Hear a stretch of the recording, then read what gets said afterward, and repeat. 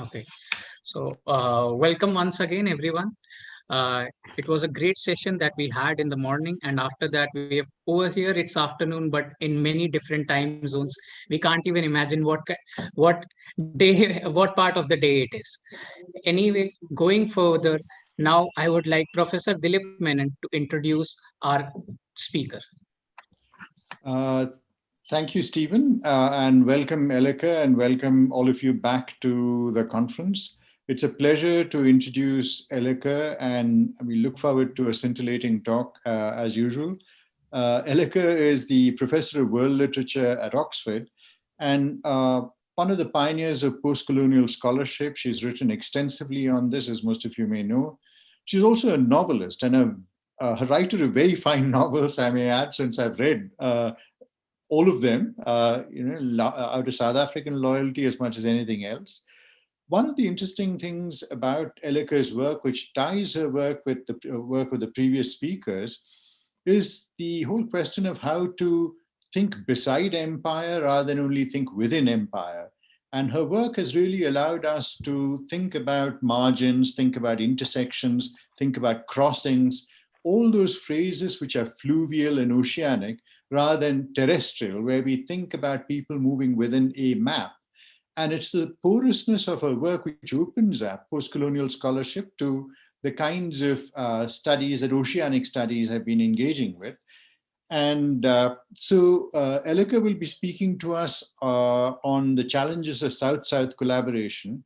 And this is indeed interesting because a lot of the ideas of the Global South, while located within political conjunctures, such as the Willy Brandt's monograph on the Global South and so on, the very existence of an imagination of the Global South precedes the formation of the Global South in terms of the multiple movements of people, materials, ideologies across the ocean, which have preceded even a kind of conjuncture like the Bandung Conference.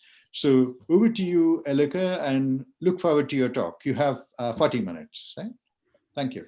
Wonderful. Thank you so much, Dilip, for that kind introduction. And I'm delighted to be here. I'm also delighted to be alongside my colleague, Ananya Kabir, who you will be hearing from in an hour from now.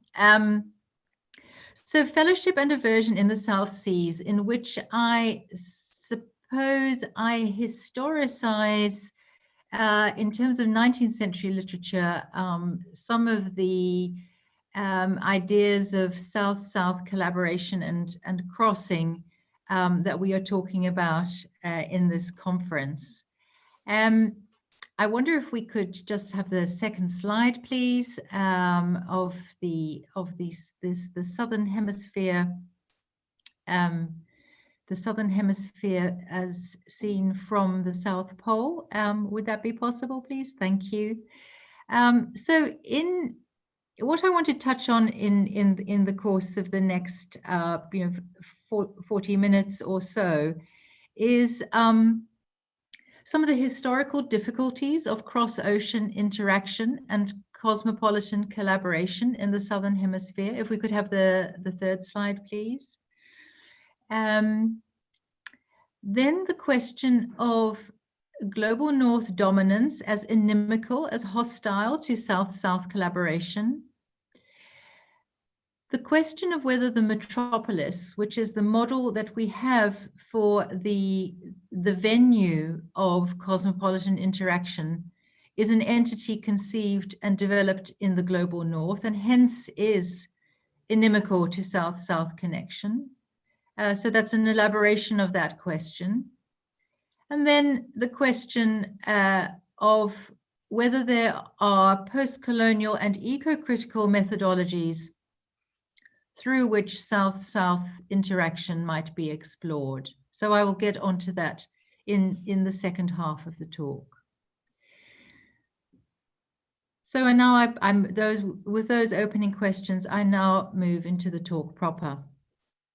In the 19th century literature from which I'm taking the two case studies to open the talk, the wild wastes of the Southern Ocean, severely test human survival and insist on the need for fellowship.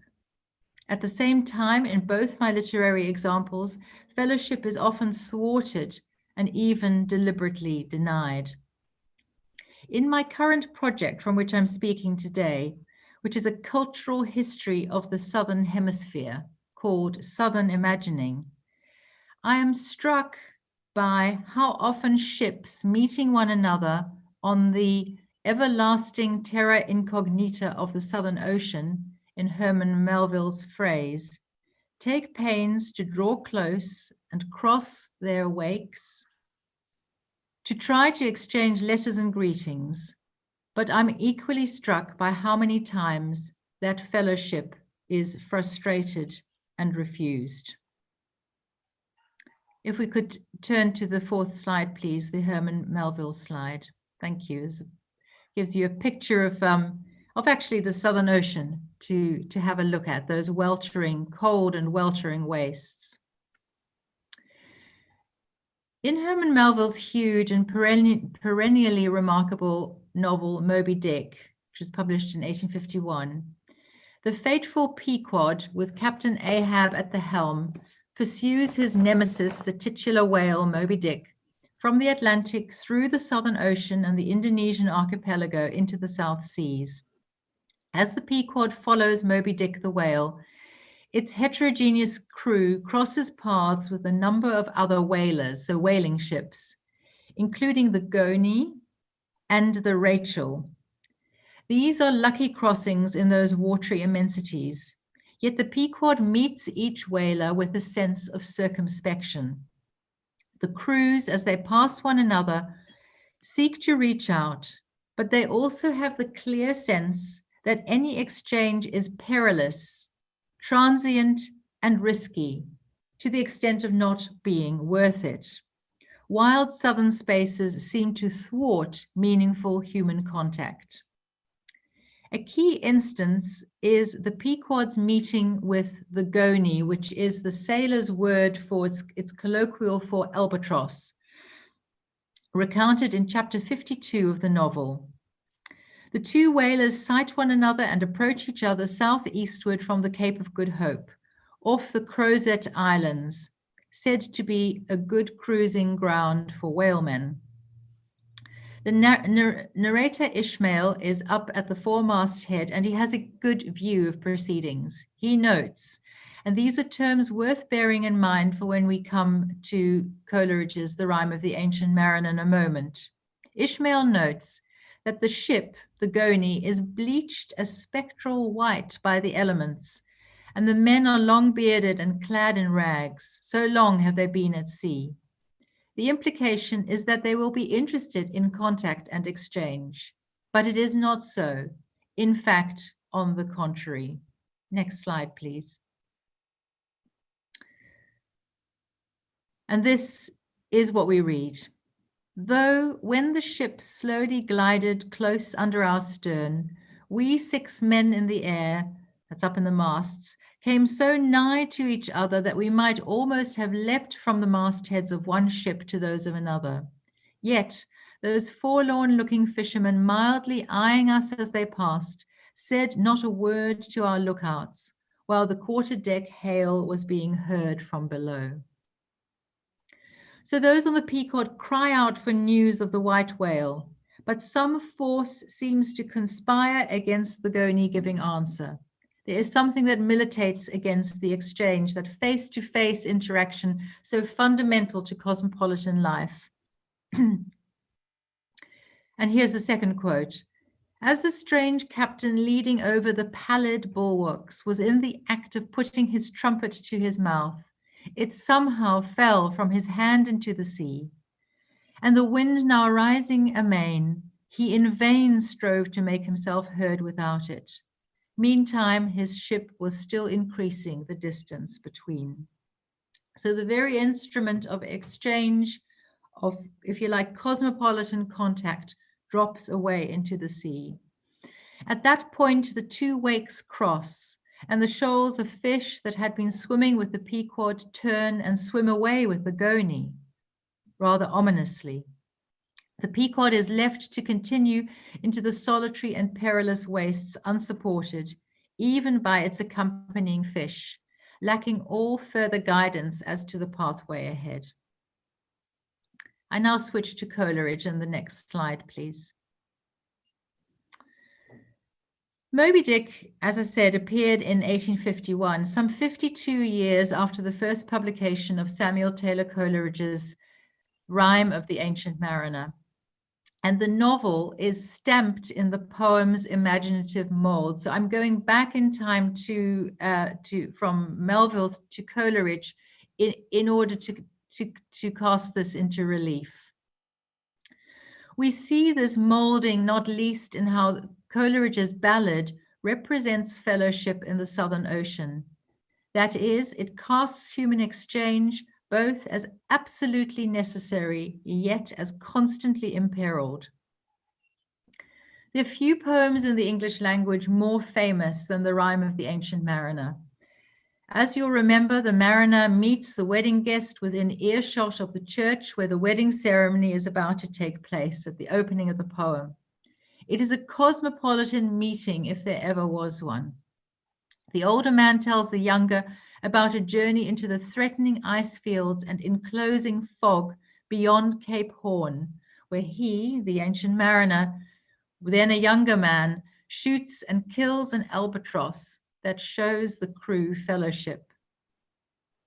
Interestingly, under global lockdown in 2020, the rhyme's insistence on the need for us to show fellowship, to respect each other, and act in ways to prolong and enhance life became pertinent for many people.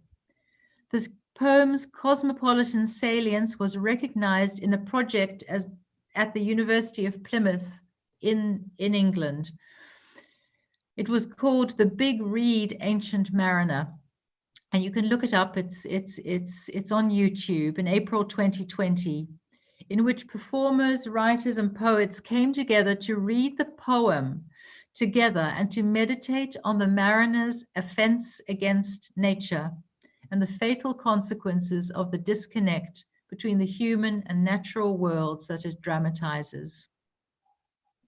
For Coleridge, the Southern Hemisphere, and especially its cold extremities, was a place of fantasy in which nature manifested in strange and fantastical ways. Coleridge had read Captain Cook's journals and had in fact, I find this a fascinating detail, had in fact been taught maths at school by one of the scientists who sailed with Cook on the Resolution. However, inspired by the vast, I've jumped too far ahead in my talk. However, inspired by the vast and icy though the rhyme is, Coleridge is especially interested to emphasize the hostility of the environment, so how it is inimical to, how it resists contact, and the hostility of the mariner's response to that challenging environment. And so to reinforce by contrast the importance of fellowship, such as the albatross shows. If we could have the next slide, please. The quotes from two of the perhaps best known stanzas from the poem. The ice was here, the ice was there, the ice was all around. It cracked and growled, it roared and howled like noises in a swound or in a swound. And then at the crisis moment of the poem, which follows soon after in part one, the other sailors cry, God save thee, ancient mariner, from the fiends that plague thee so. Why look'st thou though? With my crossbow I shot the albatross. So the poem narrates the disaster that unfolds when we refuse human fellowship. As in that scene in Moby Dick, the possibility of exchange is offered, yet needful though it may be, it is negated. The mariner is forced to learn from hard experience that community in these forbidding latitudes or anywhere is much more important to express and to cherish. The poem insists on the horror of what happens when, as with Melville's Goni and Pequod, we pass one another on the high seas of the South, and obviously I'm taking this metaphorically, and we refuse to reach out. More than that, we kill those who do show us fellowship, and these are not only human creatures.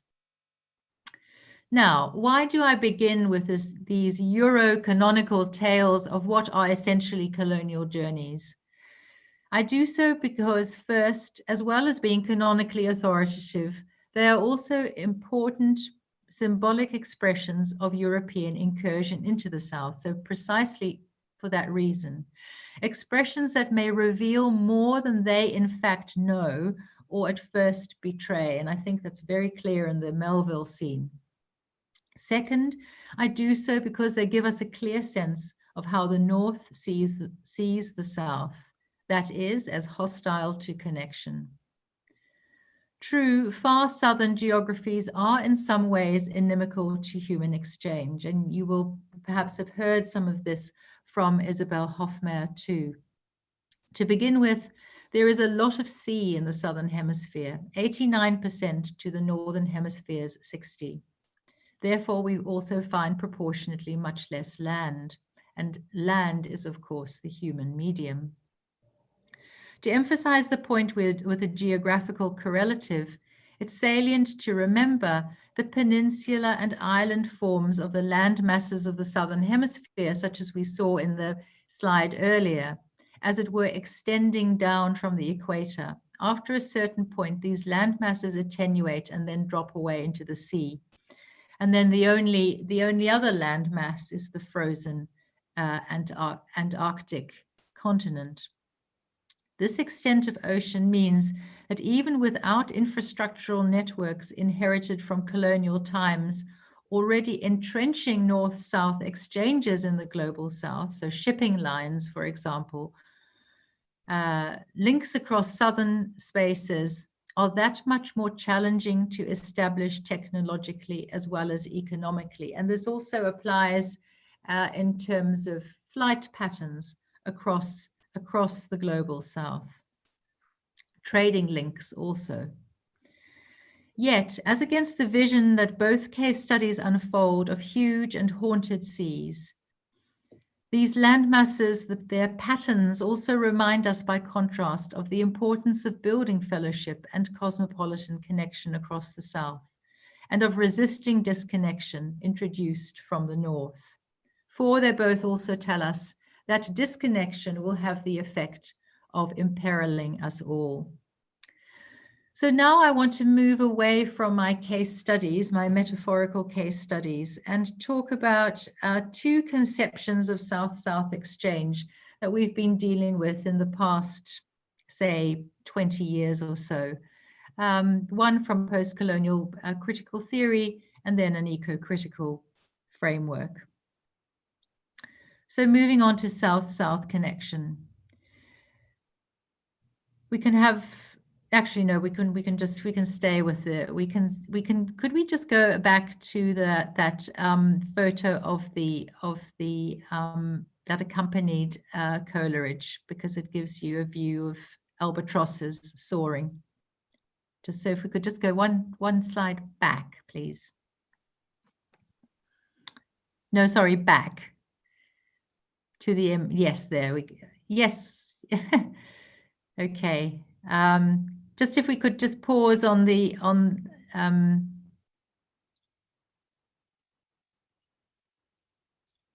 that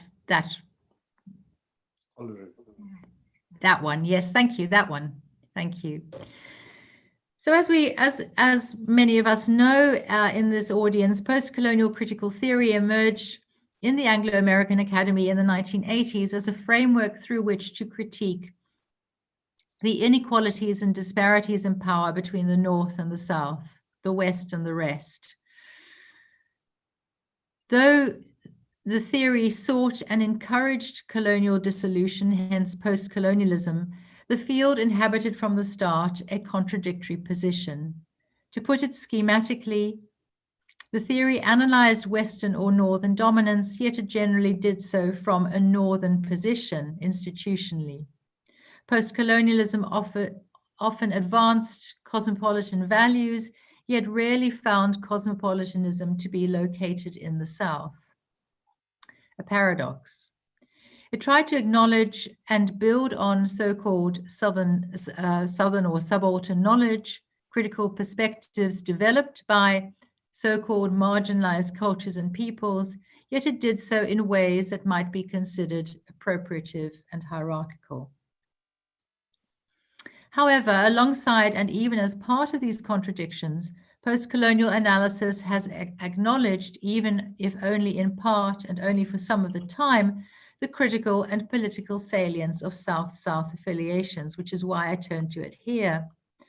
Postcolonial approaches sought and seek to draw upon and build an understanding of the world, not as arranged according to core periphery or Western-centric models, Northern-centric, but as following lateral, networked, and periphery lines of connection. And it's in that sense that I think postcolonial theory still has much to offer us, in that emphasis on networked and margin connection. It found some of the first models for such affiliation in the period of formal decolonization, in the international solidarity of that time, and in the cross-national transference of ideas and methods that it stimulated. So in nexuses of communication and exchange, in nationalist interconnection, Southern resistance in interaction. Resistance in interaction, it was and is exemplified, for example, in the sharing of techniques, tactics, and even the rhetoric and vocabulary of anti-colonial resistance between Southern spaces. We might think here of, say, Gandhi's mosaic composition of Indian opinion in Durban in the early 20th century. And here I'm again thinking of Isabel Hofmehr's important work in this respect. Or we might think, for another example, of Indian nationalists borrowing techniques of boycott from the Irish in the late 19th century. Such dialogues between anti-colonial and anti-imperial activists symbolized, even if they did not always actually contribute, to a global disavowal of the imperial world order. And they did so through exchange, through examples of exchange. As in these examples of boycott, for example, note the strong emphasis on forging links, on creating dialogue, on sharing, on exchange, in short, on cosmopolitan connection across the South. That space that was deemed hostile from a Northern perspective to such connection. But what is at stake in our drawing out and highlighting cosmopolitan exchanges in the South? Most obviously, forging links in, amongst, and between others is a powerful way of interrogating global cartographic categories. It defies north-south axes and structures of power, including dominant characterizations of the global South. It also importantly deprivileges the seeming primary relationship of European self and other, of colonized and colonizer, that organizes post-colonial criticism itself. And if we could go here to the next slide, but one. So here I'm going to quote, with apologies, from my own Empire, the National and the Post-Colonial, which came out, gosh, 18 years ago, in which I talked about, if we could just switch to 2 slides on from the one we're on at the moment.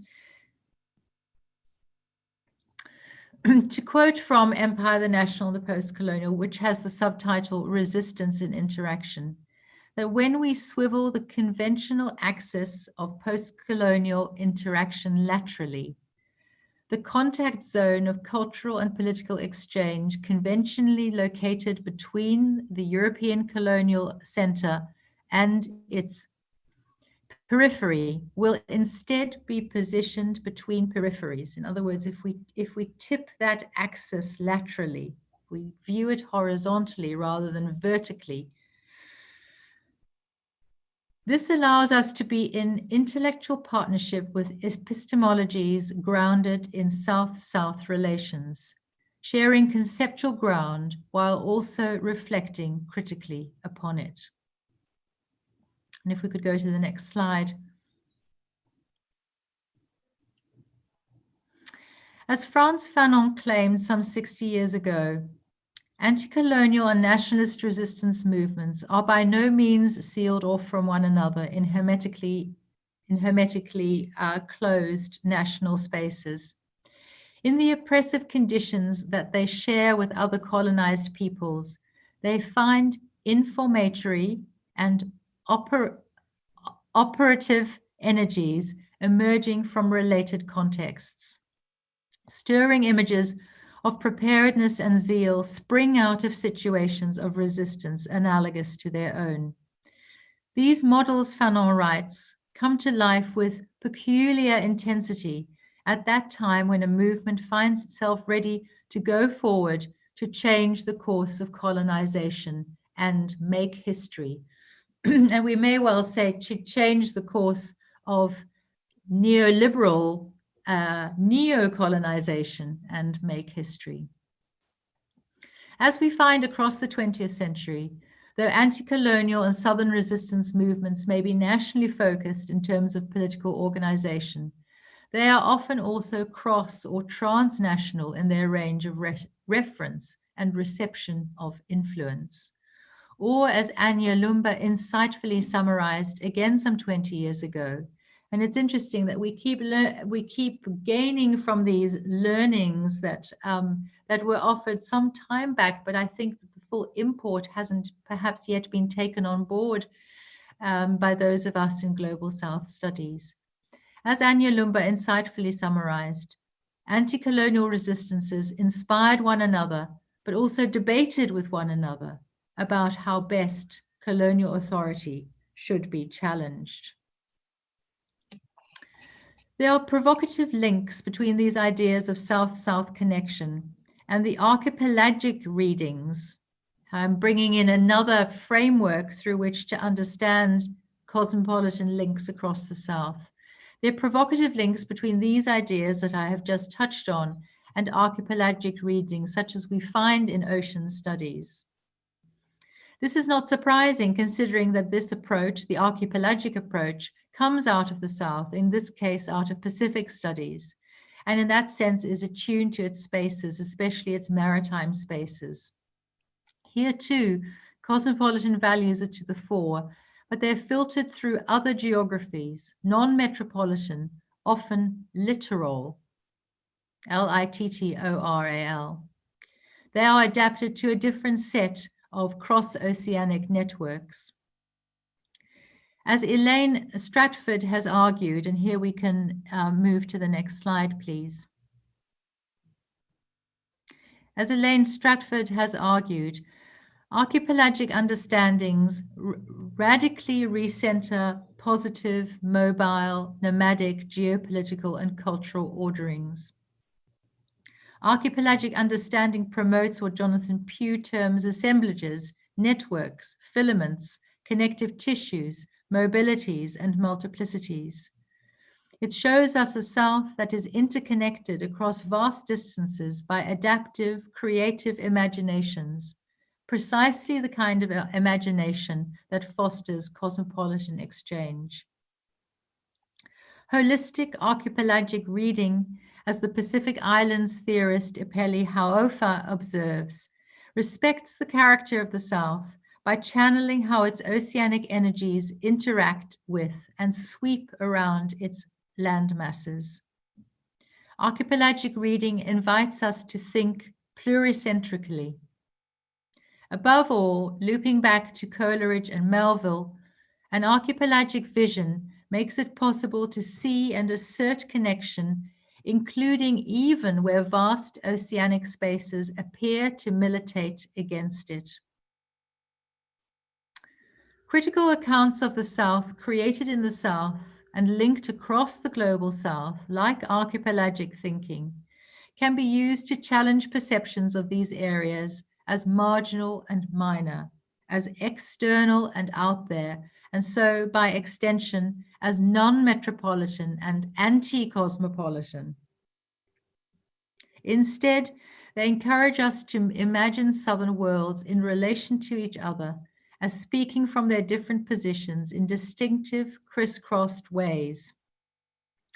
And here I'm drawing in a literary examples to sort of counterpose to Coleridge and to Melville.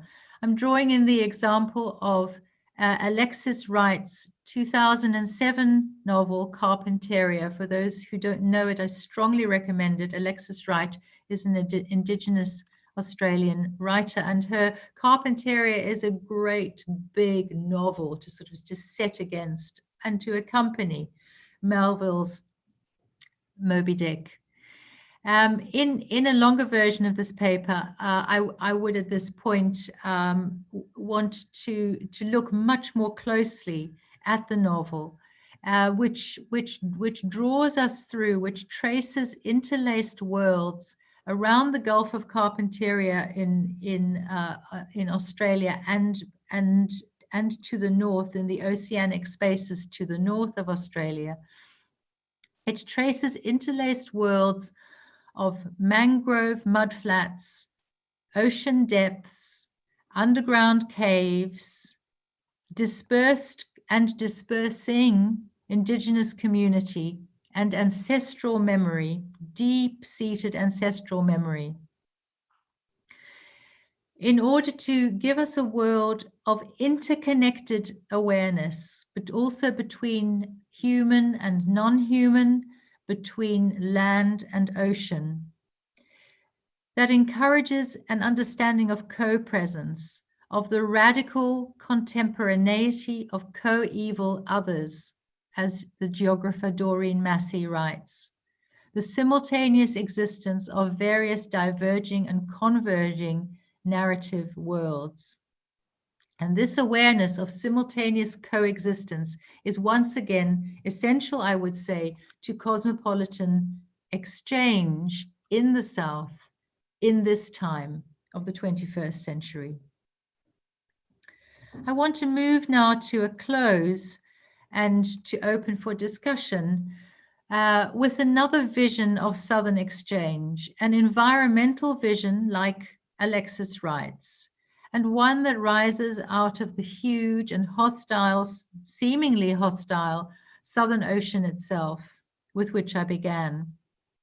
It is a vision of Southern interconnection and exchange that offers another powerful counterpoint to dominant North-South axes, not least to approaches to the South as other, as prey, as victim, and most importantly here, as exploitable resource, as epitomized in the mariner's treatment of the albatross and Captain Ahab's of Moby Dick the whale.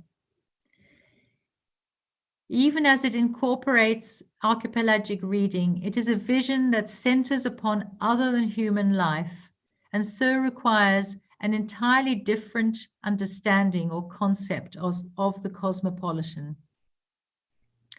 A South-centered view of the planet and of the cosmopolitan immediately swims into focus when we direct our attention to the fantastically interconnected biosphere of the Southern Ocean. That part of the world, interestingly, least observed by humans because so few of us live there, yet upon which any lingering stability in world climate depends. Far from being remote and safely excluded from our awareness, these regions are in fact fundamental to our living cosmopolitan human lives. As Joy McCann writes in her history Wild Sea, the ceaseless movements of the Southern Ocean exist in power alliance with Earth's other natural forces. Within this latitudinal band, there is probably more circulation and entanglement than within any other geographic band on Earth. Human networks here are relatively insubstantial, certainly since the demise of industrial scale whaling in the 19th century, such as recounted by Melville, but other entanglements are lively. We need only think of the wind and current patterns of this part of the world, or of the pathways traced by whales migrating. Why is this far south vision so interesting to me in the context of a discussion of the cosmopolitan? Perhaps precisely because it is not only counter to the cosmopolitan, it is not only its external or its underside, but the cosmopolitan is absolutely dependent upon it. And there is a figuration of this in Coleridge's The Rime of the Ancient Mariner. And so I urge metropolitan and northern literatures and theories would do well to pay it and its particular kind of attention, of interconnection, more heed. The Rime of the Ancient Mariner and Moby Dick both offer object lessons in what happens when we treat these interrelationships, codependencies, and entanglements in the South with contempt. And there is a similar treating of these links with contempt in Alexis Wright's Carpentaria, with terrible, devastating climactic consequences. I now come to my final slide. The far south of the world, its remoteness, its fine, intricate balance of currents and ocean life compels readers, writers, and critics in the global south, but also more widely, to ask ourselves questions about how we represent responsibly and relationally. It invites us to resist the complicity of Northern theory and of metropolitan cultures with the evasions and concealments of the global North, also when it comes to climate change, and instead pay proper attention to planet-wide commonalities and correspondences, and the sense of mutual, I might say cosmopolitan responsibility that flows from these. In short, true cosmopolitanism, I would contend in closing, is dependent on the need to recognize the interdependence, south-south, north-south, north-north, of all life on Earth. Thanks very much. I now look forward to opening for some discussion. Thank you, Elleke. Thank you. That was a very evocative lecture, and it actually takes us beyond merely the relation between human and human to thinking more largely about a cosmology that includes a human and the animal, and the encounter between the human and animal, which is tinged with violence, the two examples that you spoke with, Moby Dick and The Rime of the Ancient Mariner. And I think this question of thinking the South, the global South, less through territorial entities and the political confabulations of human elites, you moved us to another dimension where we need to think about the global South through the southernness of the ocean, that there is something there that we need to think with a nature that impinges on our consciousness and yet does not inflict our theory. So it's a grand opening to reflection beyond both the post-colonial theory movement as well as the global South movement. And it interestingly connects up with some of the themes that Isabel spoke about in her hydrocoloniality, and how are we to think the ocean substantially rather than merely as a stage for human activity. So I think there's a whole cluster of wonderful issues that you've raised, but you've also reminded us that what we conceive of as originality may largely be amnesia, where we go back to moments in post-colonial theory in the late 20th century, early 21st century, where there have been discussions on these relationships between what are seen as peripheries, where we've tried at that point to move away from the idea of a binary of the colony metropole to multiplicities, the move towards Deleuzian, the Deleuzian movement of thinking about rhizome and the kind of multiplicity of connections which are not merely root and branch. So I think those theoretical implications of Deleuze, which run through, for example, Edouard Glissant's work, which also call upon us to think with the ocean. So thank you for that, laying out that landscape of categories. And now it's over to you two. You could read out the questions, as we discussed earlier. I mean, they're all up there on the chat box. So maybe you could take them in sequence and people will add on questions. We have another 20 minutes for questions, so that's quite a lot of time. Thank you. So I'm just getting the, gosh, they're pouring in. I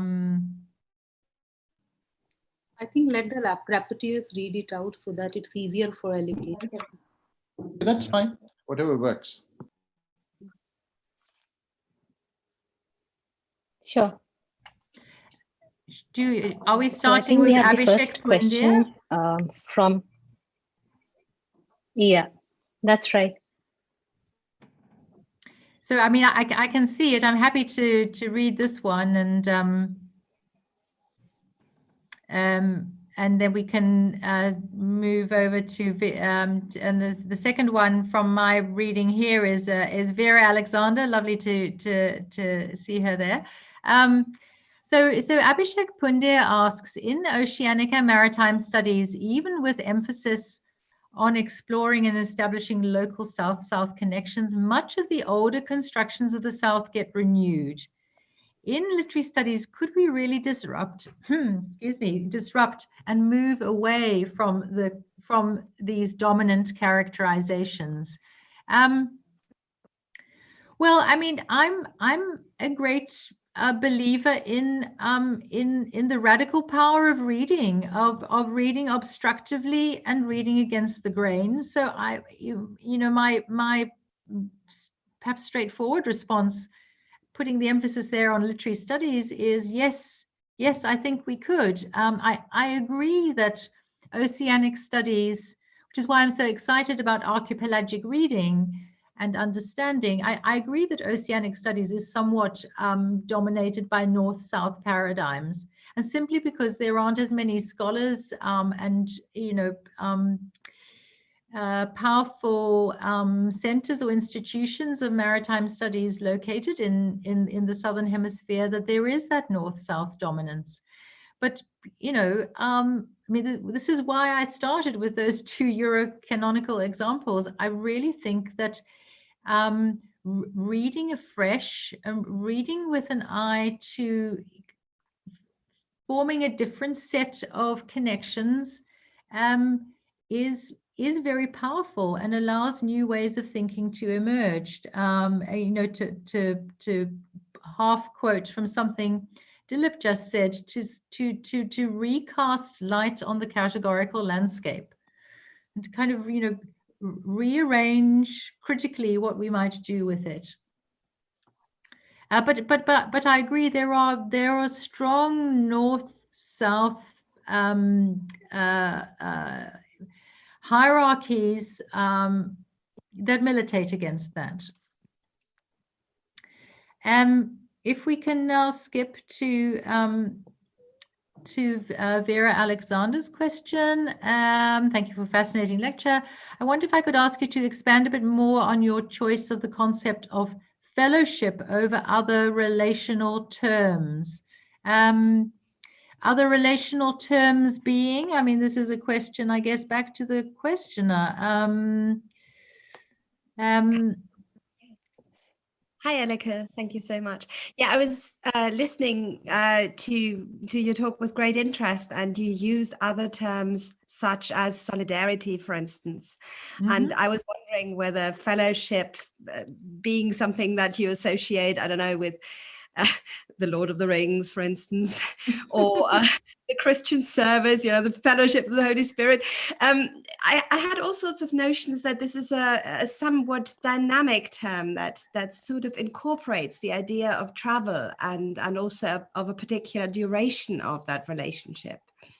Is that... You mean the term solidarity as opposed to fellowship? Fellowship rather, but solidarity as maybe something that, one could replace it with, or one could, compare it to. Mm-hmm, mm-hmm. On fellowship, I suppose it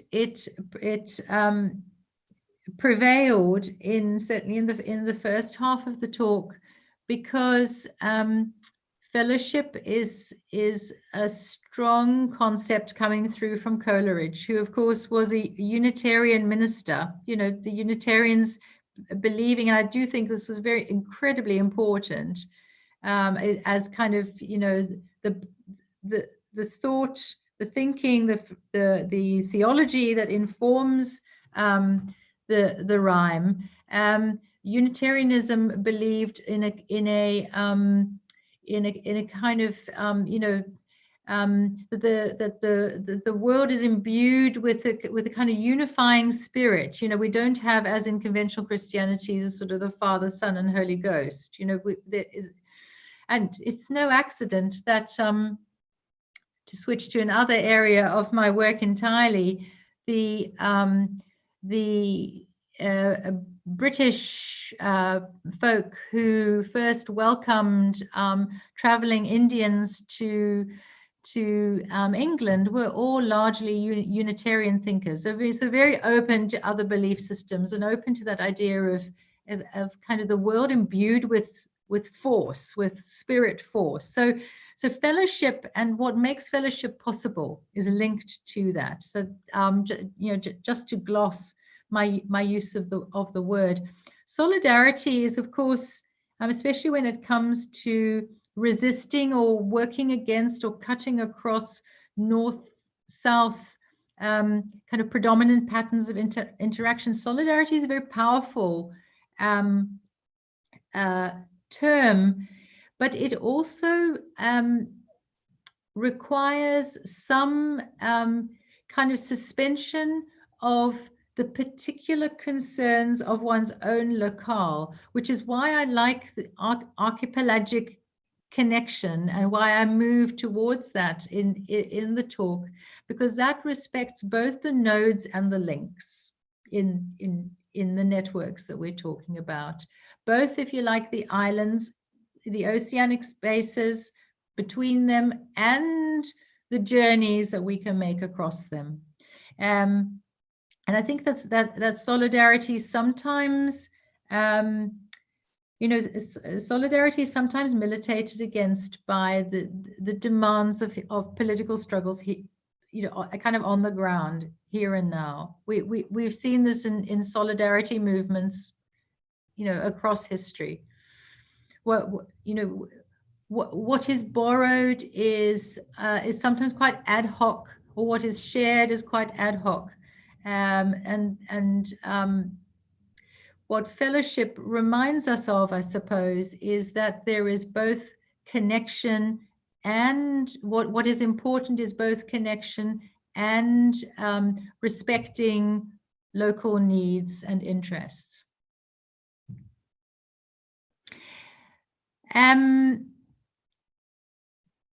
Dolly Sharma asks, to what extent has the littoral, and that's that word again that sounds like literal, but is in fact to do with the seaboard, littoral, to what extent has the littoral exploration of the East by the West been instrumental in linguistic imperialism? That's a very interesting question. Dolly, I don't know if you're able to come on just to gloss your question. Do I understand you to mean that, do I understand you to mean that the fact that the European empires kind of expanded in terms of their trading links and so on, expanded literally along coastlines, the Portuguese, for example, along the African coastline, that led to the imposition of language? Is Dolly able to, yes, ma'am, come in? Hi. Yes. Hi, good afternoon, ma'am. Yes, that's what I wanted to ask from you, like how, and also because right now I'm very engaged in the occupation of the Dutch in Indonesia. That's the kind of writing I'm reading. So how, you know, Dutch was imposed on the natives in Indonesia, and so how how language created a hierarchy among those people. So people who spoke the native language like Javanese, they were secondary to the people who could speak in Dutch. So yeah, how? Yes, yes. Well, absolutely. I mean, there was this sense that the European languages were somehow superior, or at the top of the linguistic pyramid, and quote unquote native languages were positioned further down. Nonetheless, there is an interesting, of course,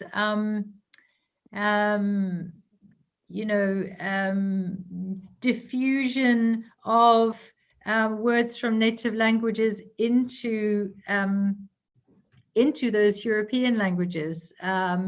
Words that had local reference, or kind of referred to particular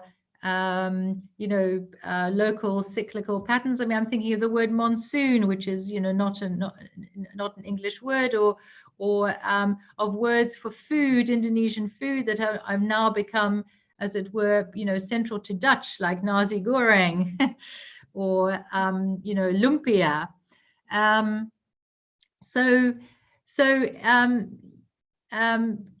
Yes, I mean, that literal expansion absolutely did produce a linguistic imperialism.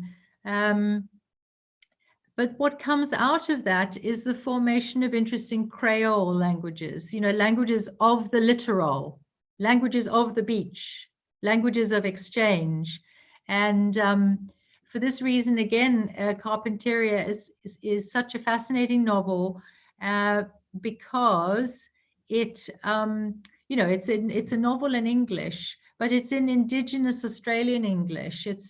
And certainly that is the language that the characters speak. So you see a kind of an impurifying of English in that case, which is of course such an interesting and such a resistant consequence of empire. Yeah, thank you. And here is a question from Anupama Mohan. In the 21st century, what does postcolonialism have to offer as a school of thought or as a methodology, when much of its anti-colonial resistance-based work can be done through decolonization studies, and the interdisciplinary work and intellectual partnerships of fields like Indian Ocean studies and environmental humanities have shown up the aporetic paths of postcolonialism? In short, is postcolonialism dead? Great question. Now, I think this is a question that sort of brings us back to, again, Dilip's term in closing just then. It brings us back to categories and to how we designate fields, and who, I suppose, and from where designates fields. You see, I don't see the postcolonial as so last century, or as kind of sealed off from more recent developments in methodology and theoretical approach, such as decolonial studies or indeed ocean studies. Both those latter fields, decolonial studies and Indian Ocean studies, owe a great deal. In fact, draw down from, in terms of theoretical lineage, draw down from some of the prominent post-colonial thinkers of the 20th century, perhaps most notably Fanon. Steve Biko is another prominent name from Dilip's part of the world. Oceanic studies, with the emphasis on exchange and on the environment. Likewise, understandings of power and of cultural diffusion are absolutely aligned. So I don't think that the post-colonial is dead by any means. In fact, I think that if were the decolonial or environmental humanities to declare that, I think that would, as it were, be cutting off its nose to spite its face, because the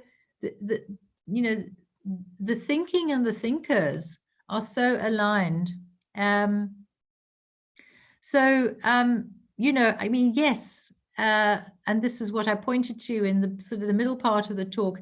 Yes, there were serious and unfortunate aporias in the first generation of post-colonial critical analysis. But I do think that there have been subsequent generations of work that have absolutely engaged with, critically addressed those aporias.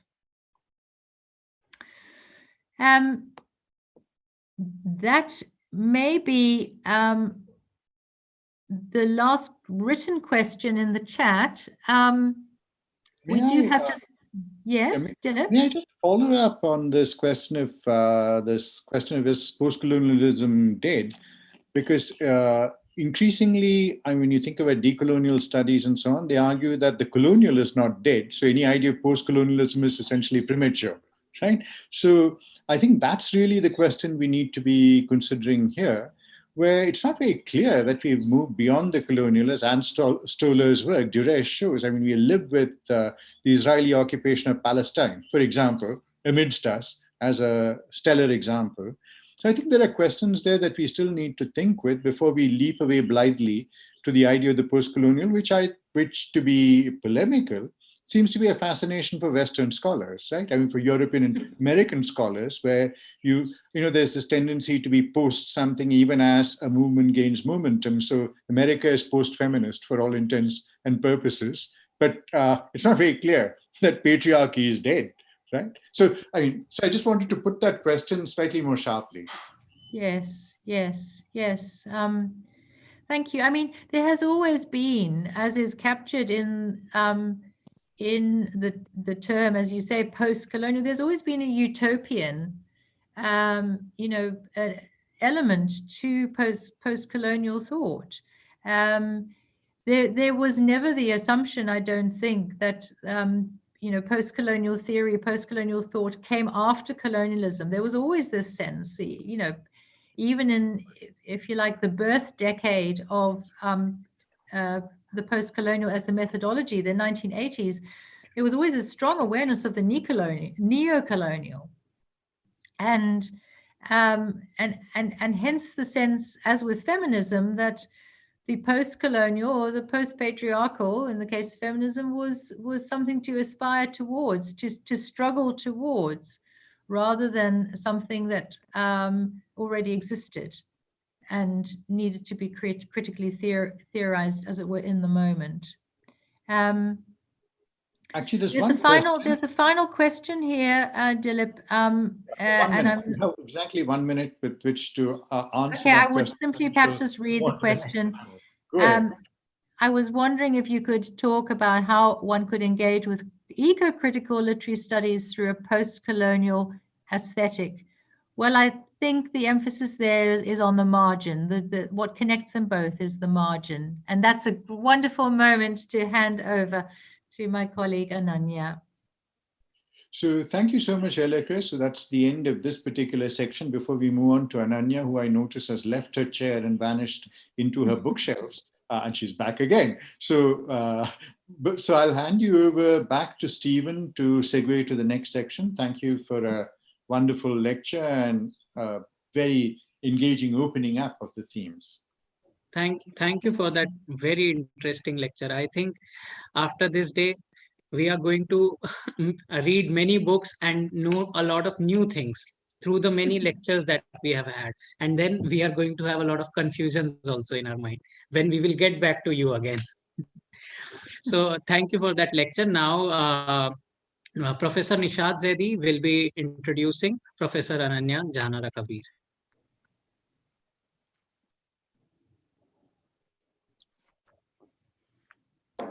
Thanks, Stephen. Thanks, Professor Boehmer, for such a wonderful lecture. Now I have to introduce Professor Ananya Jahanara Kabir. I don't know, how do you introduce someone whose work you have followed for more than a decade and whose intellectual prowess you so totally admire? It is indeed my proud privilege to introduce Professor Ananya Jahanara Kabir, whom we all know is Professor of English at King's College London. She has published widely and is a recipient of several prestigious fellowships and awards, and I think it will be futile for me to list them. The sheer range of her work is awe-inspiring, beginning with her training in Old English to her work on Kashmir. Her book, Territory of Desire, representing the Valley of Kashmir, remains the most important book on Kashmir to this day, where she analyzes the conversion of natural beauty into collective desire using photography, literature, cinema, art, and souvenir production.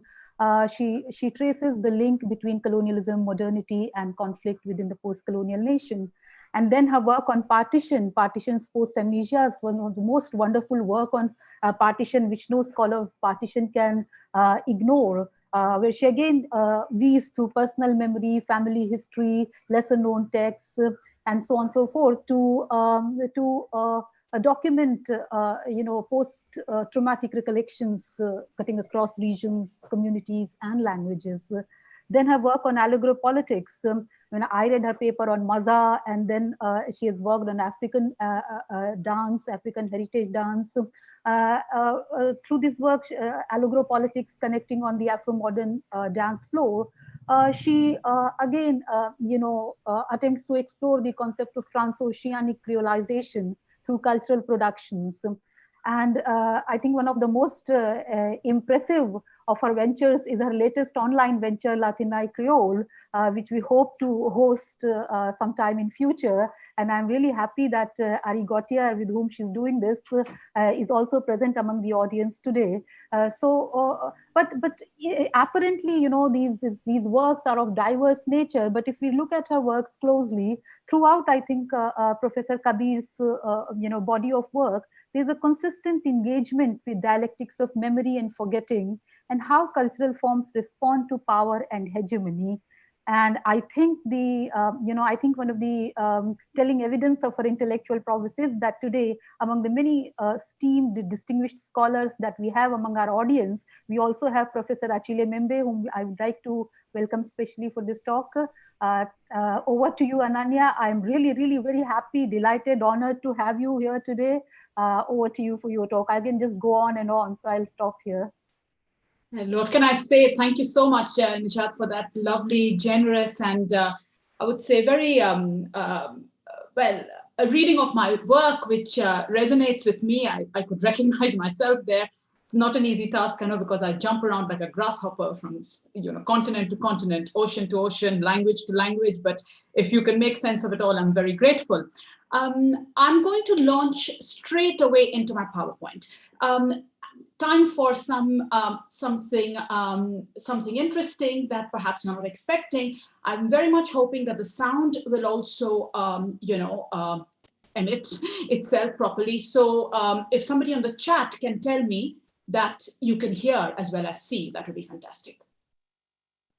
Yeah, I'll tell you that. No, I haven't yet started. Now we have. When you will. Yes. Yes. Yes, it's there.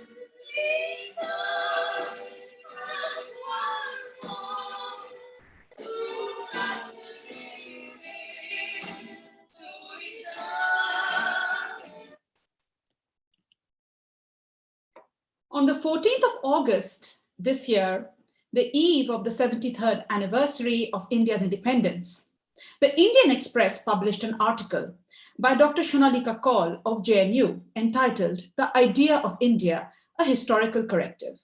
The article foregrounded the Vishnu Purana's assertion that the country north of the sea and the south of the Himalayas is Bharat, to posit India as bounded by the snowy mountains to the north and the sea on three sides. And it endorsed the statement, investment of India as a common unified sphere of cultural interaction, cultural circulation through Shankaracharya's tours of philosophical conquest of the land. Tours that culminated in Kashmir's renowned center of all learning, the Sharada Peetha. While conceding that this center now lies out of reach in POK, Pakistan-occupied Kashmir, Dr. Kaul reminds us that the Shankaracharya temple at Srinagar still stands witness to this epic visit, as also to the incredible centrality of the far north of India to the imagination of its far south, and vice versa. Dr. Kaul thereby declares, can there be a more explicit and inclusive self-understanding of the nation of India, called India? On the 17th of August, Wire.in published a response to Kaul's piece by Drs. Malavika Kasturi and Mekla Gomez to say that an Indian nation state existed in the ancient past is historical manipulation.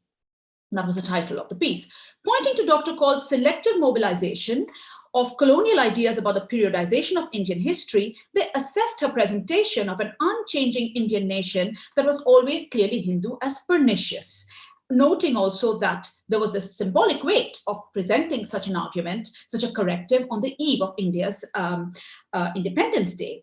And these ugly underpinnings, they say, are yoked to recent RSS statements pronounced the previous month in August to mark the Bhumi Puja for a Ram temple in Ayodhya. Now, Dr. Kaul published a response to this critique on the 26th of August, calling it an ad hominem attack that marshaled fake narratives to discredit her research because it does not suit their politics, their politics.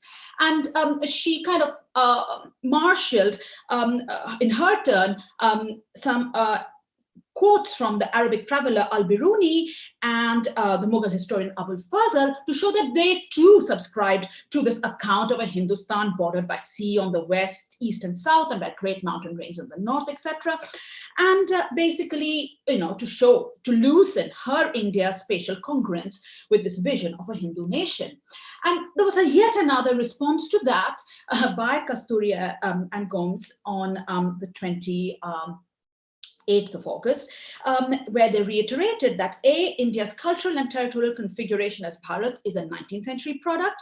B, this cultural idea of India is inescapably linked to a sense of territorial integrity. C, Kaul's original piece excluded the spatial imaginations of the Delhi Sultanate, the Mughal Empire, and of Sufi hagiographies and peregrinations. And D, as such, it aligns itself to and furthers the cause of the majoritarian nationalism that is currently dictating India's cultural and political life.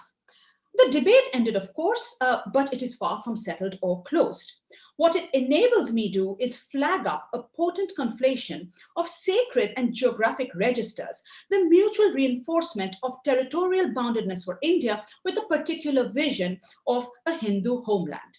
As Sumati Ramaswamy demonstrated a long time ago now, this India is visualized as the Hindu mother goddess Bharat Mata. Importantly, her sari-clad lower body is defined by the coastline, which welds the Indo-Gangetic plains to the Deccan Plateau. This geobody, to use Thongchang Vinichakul's extremely useful phrase, visually and emotively delimits an autochthonous Hinduism-dependent civilization. Both parties in the debate, however, circle around this peninsular heartland, whose centripetal force is able to absorb external cultural influences through the millennia, be these influences Aryan, Central Asian, Islamic, or even European. This debate, thus, in my opinion, does not offer any real alternative to that synergy between an understanding of India as a Hindu nation, defined, of course, socially by the caste system, and territorially bounded by mountain and sea. trapped within a kind of heartland complex, then, how might such debates find a place for the kinds of cultural product that I started my talk with? I do ask you to excuse the temporary nature of the slide where I say printed in Kasturi and Gomez check where. I mean, it is in the first of their of their two pieces. I thought I had the PowerPoint is saved now, has not saved my latest iterations, which were hastily made by Elleke was talking. And so I apologize again that YouTube, which is broadcasting all this live, is showing the frayed nature of my scholarly reckoning here. But believe me, I have checked, and it is in the first of their two responses, to call. They print this image from an imperial gazetteer, to show the delimitation by the coastline of peninsular India and the mountains to form the British Indian Empire. And so really on the other side of the map, you see what corresponds to another vision for India, that which is really the notation for Torquato de Figueiredo's Mando, which we heard from to begin this talk. Now, the song you heard is an example of a Goan Mando. It was written in the early 20th century by Torquato de Figueiredo, a member of the Brahmin Christian Indo-Portuguese elite from Lotlim village in South Goa. Its lyrics are in Konkani, which is of course derived from Sanskrit. And indeed, its vocabulary proclaims the elite status of its author and his audience through a very Sanskritized register. Just to go back perhaps to the first slide. Now, I didn't, again, the last minute annotations to the slide did include some Sanskritized words picked up in green, which haven't made it, I didn't save it clearly. So for example, Sonsar, Devu, Dukham, Bhogoitam, Bhetoitam. These are very Sanskritized extrusions onto the Konkani. The other words, there are also other lexes from Sanskrit, but they become more, as the Upper Brahmsa tells you, they have melded into what we now recognize as Konkani, but these Sanskritized words stand out and proclaim a kind of elevated nature, of this lexis. Equally, there is a consistent drawing from a very elevated Latinate lexis derived from Portuguese, drawn, as in most all mandos really, drawn from the domains of astronomy, navigation, jurisprudence, and liturgy. You saw the words again there, sorry for this dizzying movement between slides. Martiri, obviously that's from liturgy, but Ankwarpon, which is a Konkani word, is the word used for Mary. It's the word for Mary's virginity, which is transposed here into this romantic context. So that's what I mean, that there is liturgical lexis here, which is, and of course there is that lovely word kalizo, which is from Kaleja. It's an Indo-Persianate word for liver. That's the word, the seat of emotions, going back again to this theory of humors that is both Greek and Arabic. So really, what do all these linguistic striations do to our understanding of Konkani? What does it mean that this language is pressed within that European partition, the score that we see there, which is how Torquato de Figueiredo composed and thought of his music, and which was set to the lyrics that he composed. So if Calais points to the Deccani heartland, the Dakhan of the world of Torquato de Figueiredo, the Latinate words and worldviews they encapsulate trace the sea routes between the Atlantic and the Indian Oceans that were opened by Vasco da Gama when he landed on the Malabar coast in 1498.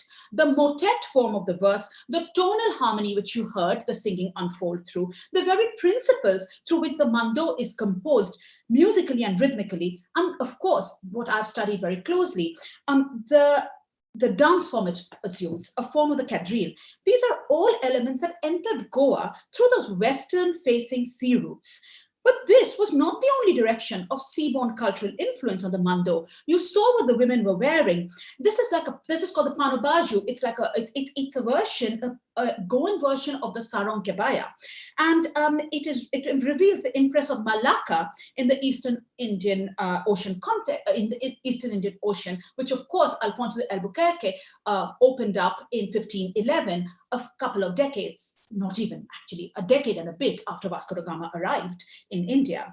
So as Salman Rushdie said in a slightly different context, the Moor's Last Sigh, Christians, Portuguese, and Jews Chinese styles promoting godless views, pushy ladies, skirts not saris, Spanish shenanigans, Moorish crowns. Can this really be India? Bharat Mata, Hindustan Hamara?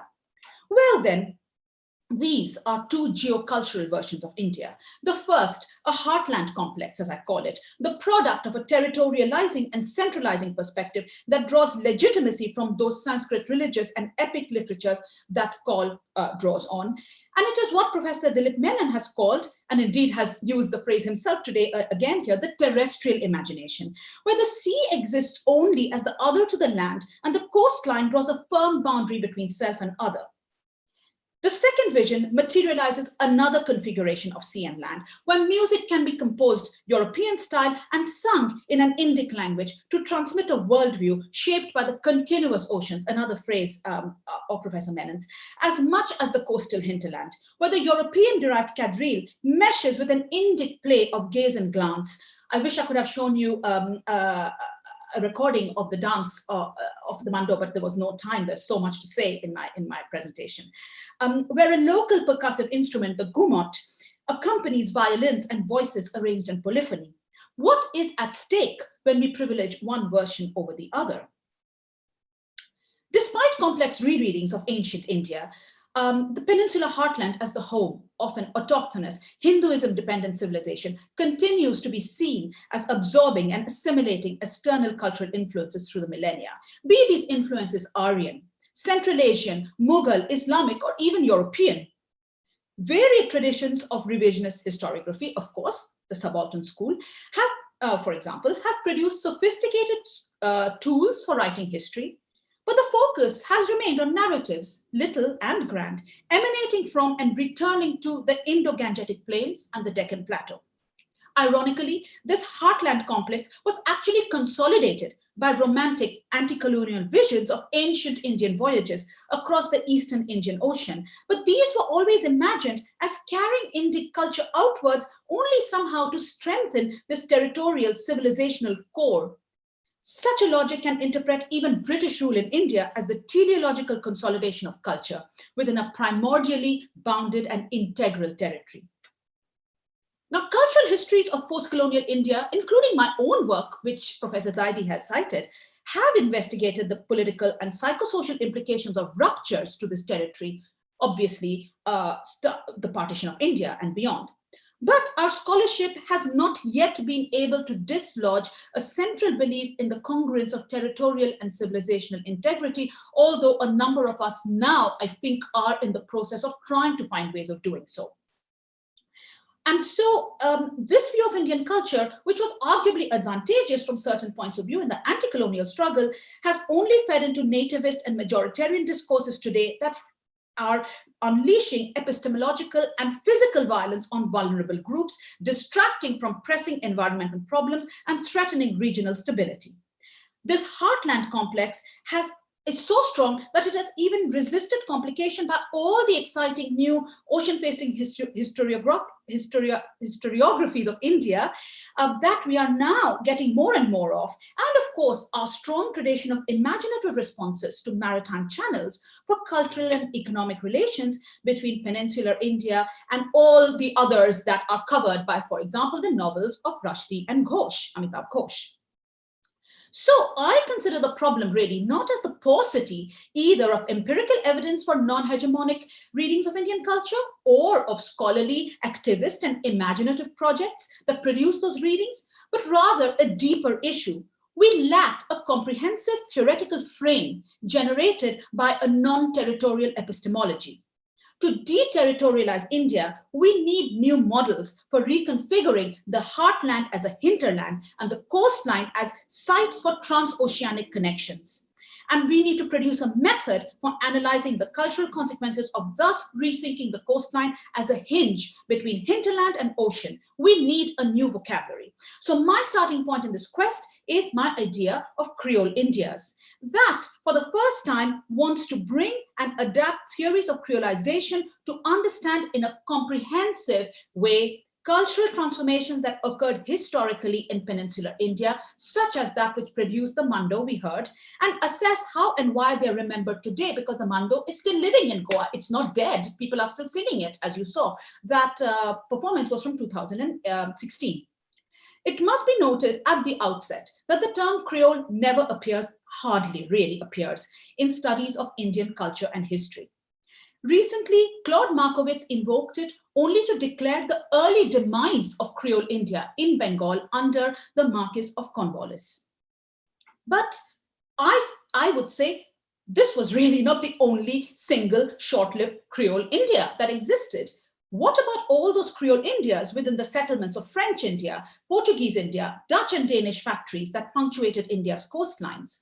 How were they linked to movements of Indian merchants, indentured laborers, as we know now, camel drivers, laskars across the Indian, Atlantic and Pacific Oceans, many of whom departed from the very port city of Calcutta that rose in its fortunes under Cornwallis's regime? Did all these Creole Indias indeed die, as Markowitz would have us think, or do they actually somehow live on through cultural memory? Well, in that case, who remembers them? Why? How might recollections of India's creolized pasts fit standard narratives of post-colonial modernity? Well, I am trying to address these questions through Creole Indias and also in an outward-facing way through my work with Ari Gauthier on Latina Creole. These are two kind of sides of the same coin in a way. So we are trying to investigate cultural production that takes the peninsular coastline not as delimiting India's geobody, but opening it to the porosity of transoceanic connections. And there are two moves whereby I enable this paradigm shift. Firstly, I draw on archipelagic approaches that critique continentalism or the heuristic privileging of land masses. By emphasizing islands and networks, Elleke has done such a great job of talking about it that I feel I can actually swiftly move on rather than repeating a lot of that material. Now, secondly, from the historiography of inter-imperial and mercantile exchange connecting the Indian Ocean, Atlantic, and Pacific worlds, I extract evidence for cultural processes that I read as transoceanic creolization. And in doing so, I build on three dimensions of the term creolization, which I'm continuing the work I started with my project on African heritage dance to think about creolization now in the Indic context. It is a historical process, creolization, arising from the encounter between peoples who have come to live close to each other in demarcated, geographically constricted spaces, thanks to the seaborne movement of people, which characterize a specific phase of global modernity. These spaces act as contact zones, again, a phrase that Elleke has used, which generate new, often unexpected cultural forms and are themselves, therefore, also creolized, the spaces, that is.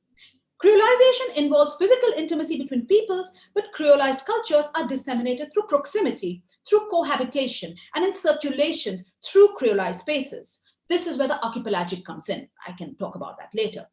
Thus, creolization is also a heuristic tool through which I analyze the results of those historical encounters. And now it is a good moment to clarify it is a more useful word for me than hybridity.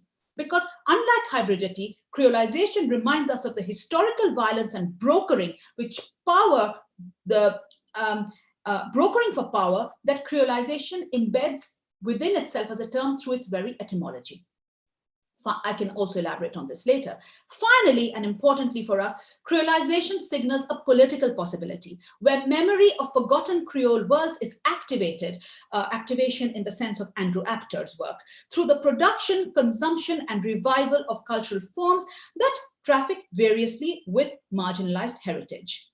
So we can hopefully understand how the Mando that I started with can take us to these spaces, how creolization, the Mando for me is a transoceanic creolized product arising from the Indic Peninsula.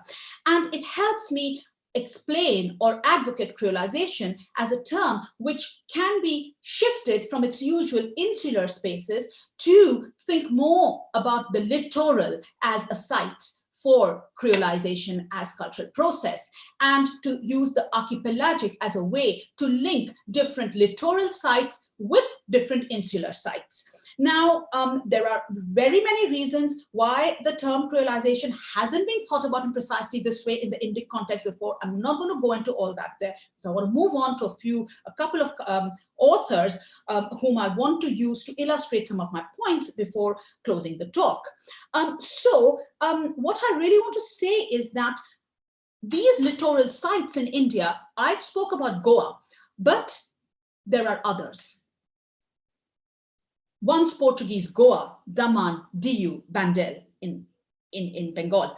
Once French Pondicherry, Karaikal, Mahe, Yanao, Chandanagar. Once Danish, Trankebar, Serampur. Once Dutch, Cochin, Chinsura. Long durée cultural processes defined the life world of these settlements, trading ports, forts, and factories established by diverse European powers that still dot the eastern and western coasts and river mouths of peninsular India. As we know, between the 16th and 20th centuries, Portuguese, Dutch, Danish, French, and British powers' interests controlled and fought over these littoral enclaves. Antedating and evolving through inter-imperial negotiations during tightening British hold, these enclaves were absorbed into the federal framework for post-colonial India by 1962. Despite their politically variegated fate since then, we have to only think about the Union territories of Pondicherry, Goa, what happened to Chandanagar and the Hooghly enclaves, different kinds of fates in post-colonial India. But they share a decisive and traumatic rupture from the cultural density connecting from the cultural density generated by their function as thriving contact zones connecting the peninsular hinterland with nodal sites in the Atlantic, Indian, and Pacific Oceans. How has this rupture been experienced?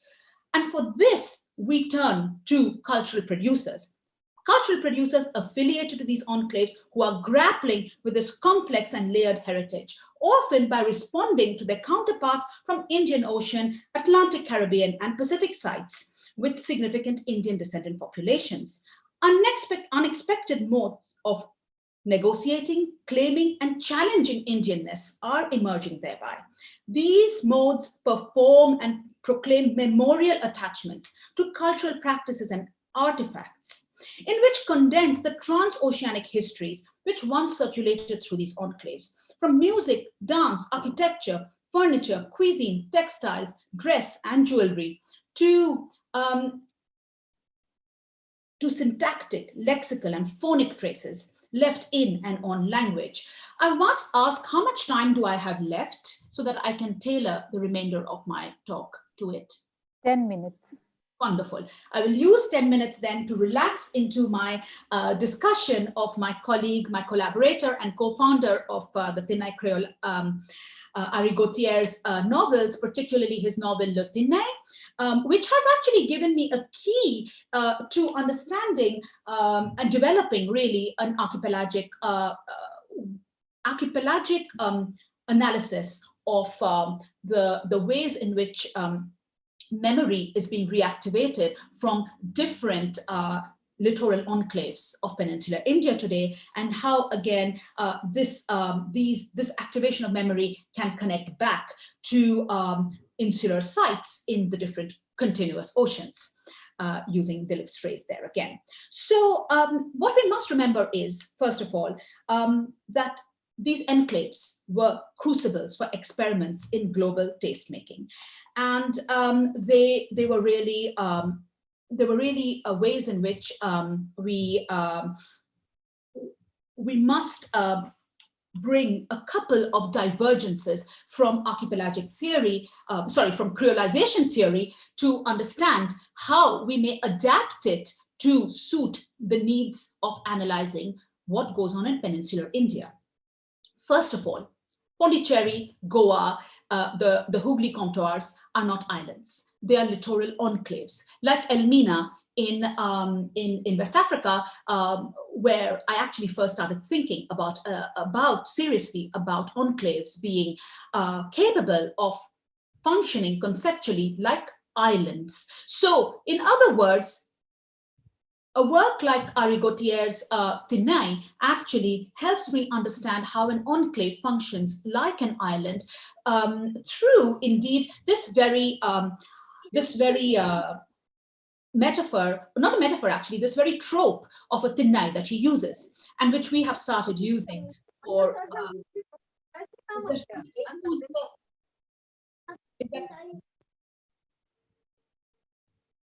I think that whoever it was has silenced their mic, so I'll carry on. So yes, so what is a Thinnai? A Thinnai is this architectural element on a Tamil home, which it becomes an important part of urban architecture in Pondicherry. It's an inside-outside space. It's like a veranda or a porch combined, which connects the interior of the house to the exterior of the street. And this is where people can come and go, can sit and chat, can exchange, can relax and get to know each other. And this is really the starting point for Ari Gautier's novel and the stories he tells about the people who come and fetch up on his Thinnai. So the important thing about the Thinnai is that it functions also as a trope for Pondicherry itself, and as a linking space, it links the inside of the hinterland to the outside of the transoceanic space. Number one. Number two, the other thing which is important is that creolization through connections between these different Thinnai-like spaces that dot the coastline of India also calls for a circuit of creolization that is littoral, not just transoceanic. Again, I can talk about this later. And finally, what is very important is this idea of taste making and through the circulation of commodities in these enclaves, which is really brokered by the merchant. Ari Gautier's work always returns to the figure of the chettiar, the merchant who trafficked in commodities between all parts of the world, particularly, of course, Southeast Asia and peninsular India, but also as this very prized and beautiful passage in his novel, which I've translated for you, really tells us. The chettiar was a person who brought beautiful things to peninsular India, expensive things, created a taste for them, but also triggered the production of creolized material culture within the peninsular context. And this is really the work of memory for Ari Gautier to remember those that production and consumption of new creolized material culture within a space like Pondicherry. That it is his act of literary evocation that produces these commodities within his text is also, of course, something for the literary critic to work with and tie back to the emphasis on memory that accompanies always the descriptions of such coveted goods in his work, as in this passage. We can talk about it more, besides which he's in the audience, so maybe he can speak to it himself.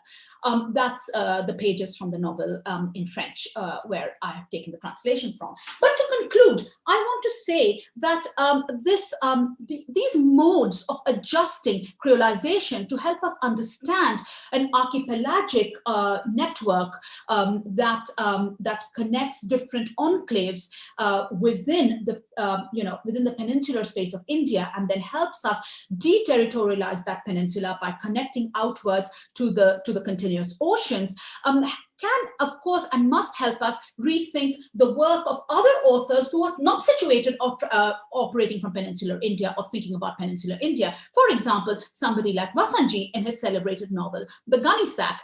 Here, the gunny sack is the very opposite of the expensive furniture that the chettiar merchant creates or helps create in his sponsors the creation of in Ari Gautier's novel. The gunny sack is very humble. The gunny sack is not at all expensive, but don't forget the gunny sack, as one historian said, is the envelope of trade. So it's very, very important as a signifier of the movement of goods, even though it is not expensive itself. And here too, just like Gautier, Vasanji also links together memory with the gunny sack in a very, very interesting way. And of course, finally, his is an archipelagic memory too. Here, the archipelagic connections are between Gujarat and East Africa, and they're realized in at least two ways in his novel. One is spatially, and the other is temporally through the family tree that I have. Both these form the paratext of his novel, and I've reproduced it for you on the handout there, on the slide there.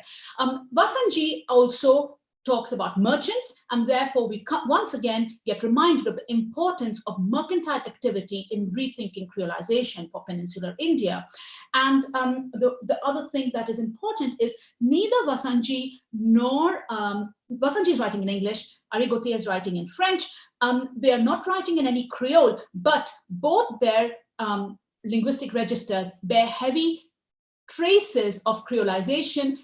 In the case of Vasanji, Swahili; in the case of Gautier, the memory and hope for a Pondicherry Creole, which is put in the mouth of certain characters of his novel. And of course, there is also the intermingling of actual words of Tamil within his novel, not least of all as signaled in his title itself, Le Tinai, which creolizes the syntax of French by introducing a Tamil word and yoking it to the le. So I want to end here then in pointing out to us different ways in which our an openness to Creole Indias can actually take us away, and not just take us away from the disturbing and, frankly speaking, violent imposition of the heartland complex, this terrestrial imagination for India and its culture, that we are increasingly seeing the very dangerous and undesirable consequences of. But we don't yet, as I said, have been able to develop a systematic alternative for it. With my proposition of Creole Indias for you and my offering of an archipelagic way of using Creole Indias to territorialize and decentralize peninsular India's heartland complex, I'm hoping that we can at some point find another vocabulary for reclaiming all that most of us, I imagine, in this collective here, find dear to our conception and experience and memory of that space we call India. Thank you. Thank you, Ananya, for this amazing presentation. By revisiting multiple sites of Creole Indias, you have once again reminded us of how we have surrounded ourselves with multiple amnesias and perhaps also ignorance.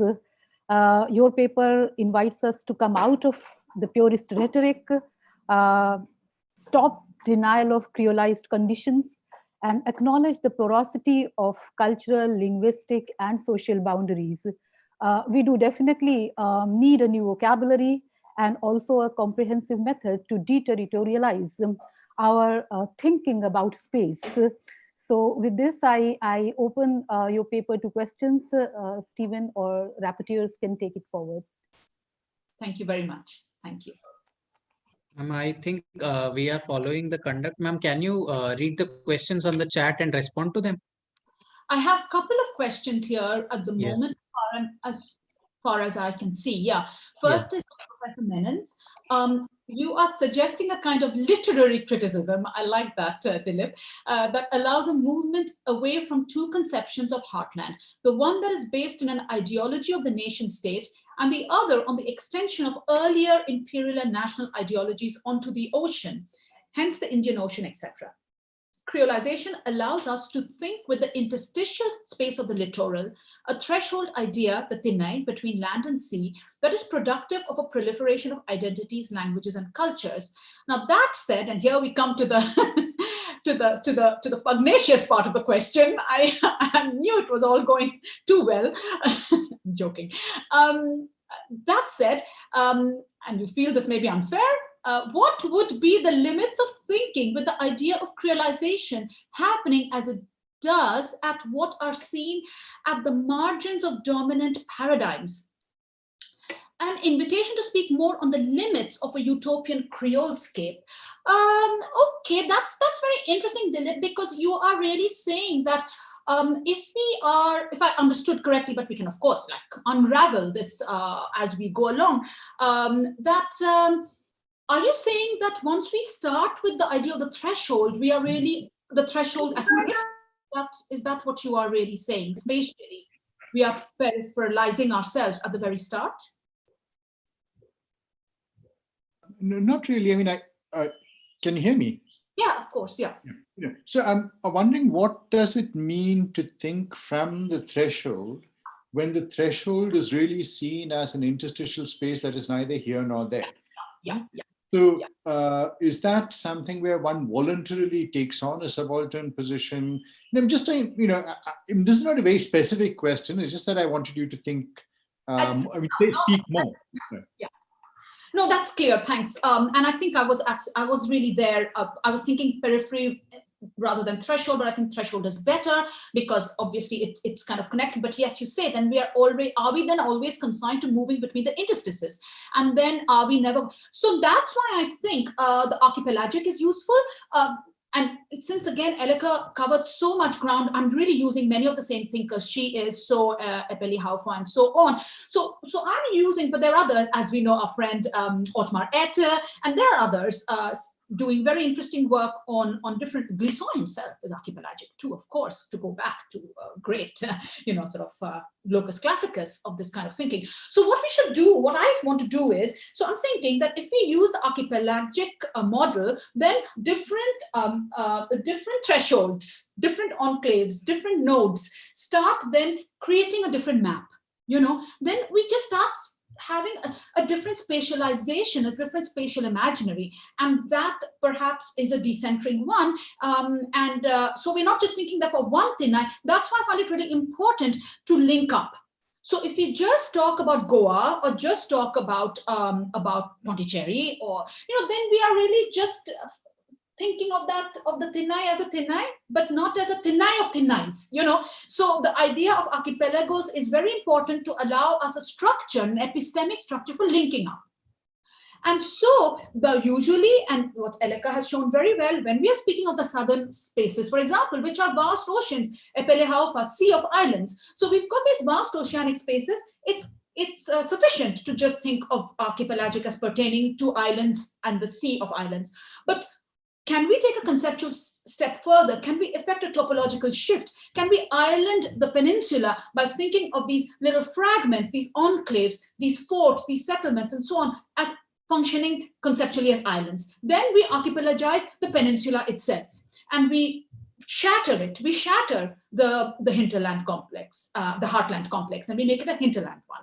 So that's the way I would go conceptually. Thank you. But thanks for allowing me to kind of, elaborate on that a bit. Praveen Ashok, who is one of our regulars on the Thinai Creole, is here. While we do witness that Indian culture and other colonial cultures were and continue to be affected, coming in contact with colonizers' culture, but is this true the other way around? Well, Elleke had a version of that too in her, when she had that last question for herself. And you responded, Elleke, by pointing to Indonesian words that have entered Dutch. So of course, it's not just, we can use language as a very effective way for thinking about the penetration through lexis of different languages, the mutual penetration of different languages. But lexis is just a starting point. The philologist cannot just remain a philologist, then we have to think about, so for example, what about the streets and suburbs and spaces of the cities of the north, so-called? They are creolized spaces. This is another way to think about so-called migrant problem. Francio Guadalupe, again, a wonderful colleague, from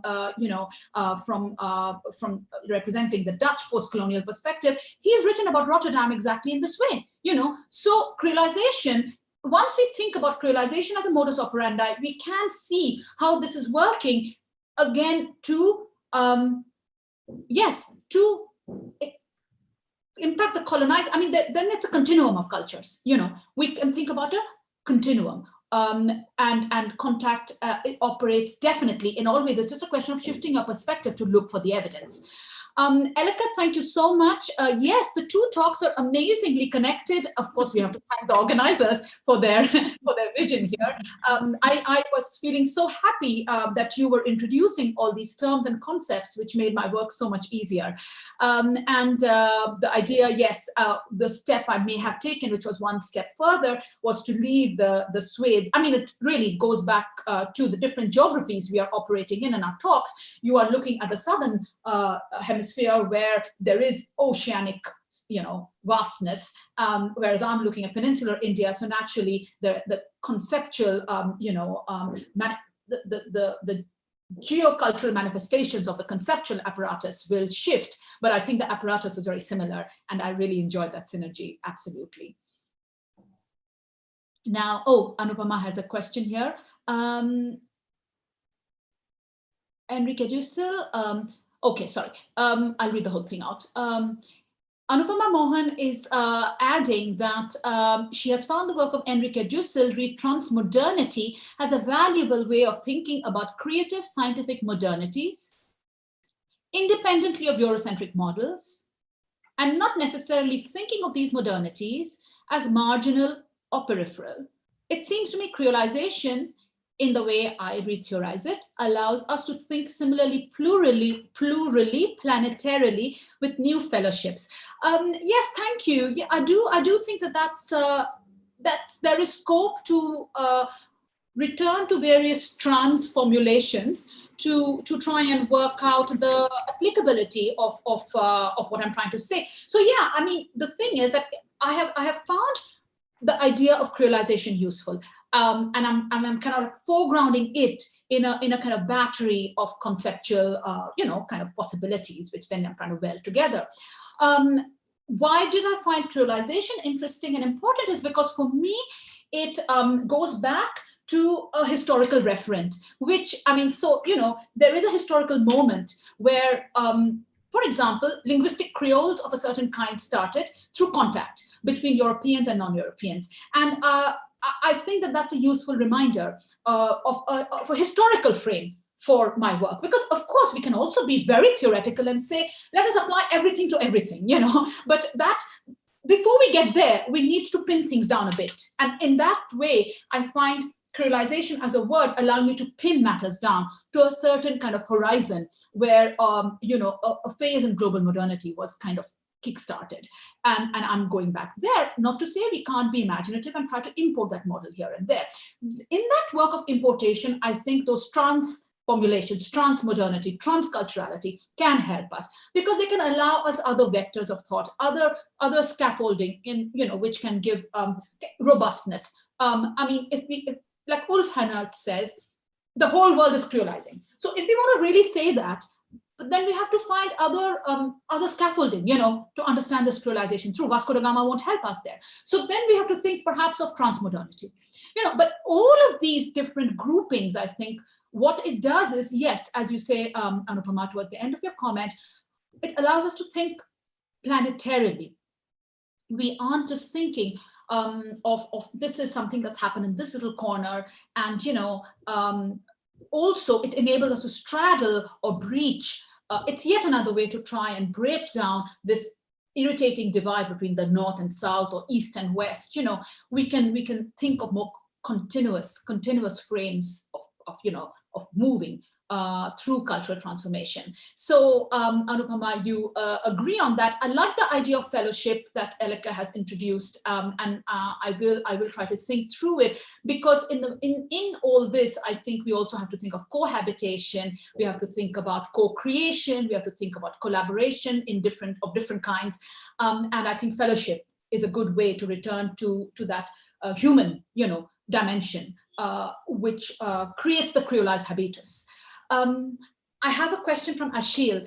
Thank you, Ashil, for being here. And thank you, of course, for now asking me this question.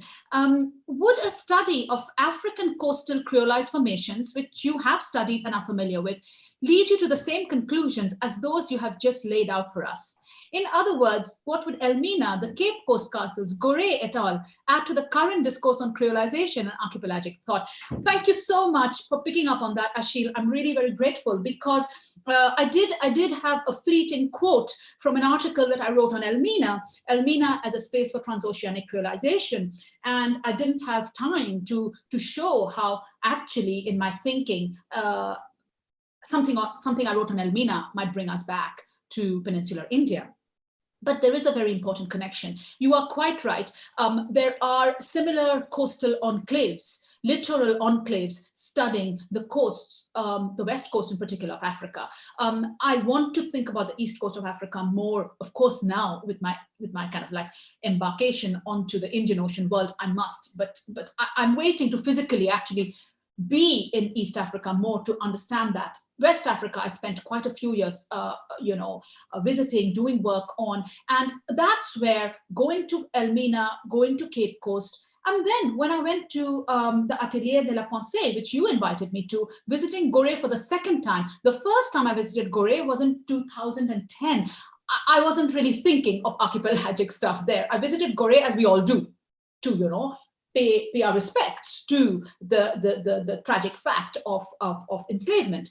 But when I returned to Gorée, during a moment where I was really thinking of transoceanic creolization, I was amazed to read Gorée in a different way. I was reading the architecture of Gorée as a testament to Gorée as a creolized enclave, as indeed I read Elmina as a creolized enclave. And the Cape Coast castles, for example, Andrew Apter again has shown about the dungeon spirit that inhabits the dungeons of the Cape Coast, which is the way the local population are expiating their role in making slavery, making the slave trade possible. But they're creolizing a god, they're creolizing a white god to be able to have some way of reckoning with that fact. And they themselves are creolized in the process.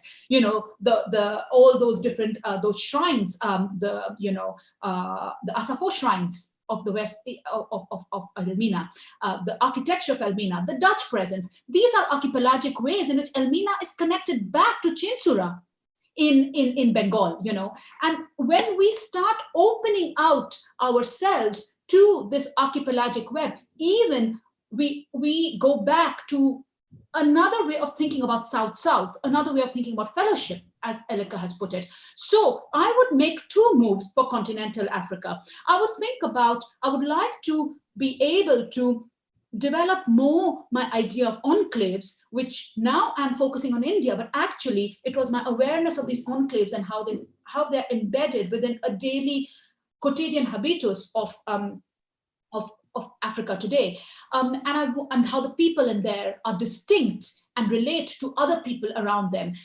who are perhaps, for example, how the Fante of Elmina relate to the Ashanti, who are the dominant group in Ghana. I connect that to how there's a certain connection of the Fante with Elmina. So there are ways of reading. I mean, even in the Ivory Coast, Grand Bassam, a colonial space, which is now, a dereliction. And how does that relate to the neo decolonized, shall we say, grandeur of Abidjan? So there are different ways in which post-colonization, I think, both in continental Africa and in Asia, has involved decreolizing. But these creolized remnants remain, especially wedded to these enclaves, to make us rethink some of the certainties of those decolonizing enterprises, which have not led us very far away from problems, unfortunately. And then I think I would also like to take that into an archipelagic zone of connecting then spaces like Elmina back to spaces like Chinsura in India, to see how we can't have an understanding of a South-South archipelagic history. Now I have, I see. This is, yes, that's right, actually, thank you. I have marked that, Dilip, that Ashil will be developing the archipelagic lecture on planetary habitability on November the 25th. That's in my calendar, and maybe we'll hear more of this possibility of, taking archipelagic theory back to the planetary. I'm really looking forward to that. There's another question from Rukmini.